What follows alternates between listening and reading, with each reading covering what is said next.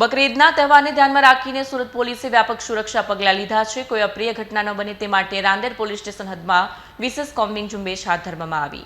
પોલીસના ઉચ્ચ અધિકારીઓની હાજરીમાં કાર્યવાહી કરવામાં આવી। ડીસીપી, એસીપી તેમજ સ્થાનિક પોલીસ સ્ટેશનના પીઆઈ અને પોલીસ કર્મચારીઓના કાફલા સાથે કોમ્બિંગ હાથ ધરાયું।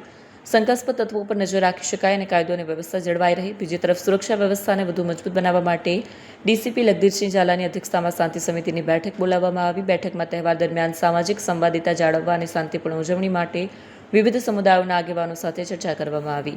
ઉપરાંત પોલીસે જીપી એક્ટ હેઠળ અટકાયતી પગલાં પણ લીધા, જેના હેઠળ શાંતિભંગ કરનાર શક્ય તત્વોને અટકાયતમાં લેવામાં આવ્યા। સુરત પોલીસનો આ સક્રિય અભિગમ તહેવારને શાંતિપૂર્ણ અને સુરક્ષિત બનાવવાના હેતુથી છે। આગામી બકરા ઈદનો તહેવાર શાંતિમય વાતાવરણમાં ઉજવાઈ શકે અને કોઈ પણ પ્રકારનો અનિચ્છનીય બનાવ ન બને તે માટે સ્થાનિક પોલીસ દ્વારા તમામ તકેદારીના પગલાં લેવામાં આવી રહેલ છે। આજરોજ રાંદેર વિસ્તારમાં ફૂટ પેટ્રોલિંગ તેમજ કોમ્બિંગનું આયોજન કરવામાં આવેલ છે। આ કોમ્બિંગમાં જાણીતા ગુનેગારો તેમજ અસામાજિક તત્વો વિરુદ્ધ કાયદેસરની કાર્યવાહી પણ કરવામાં આવેલી છે।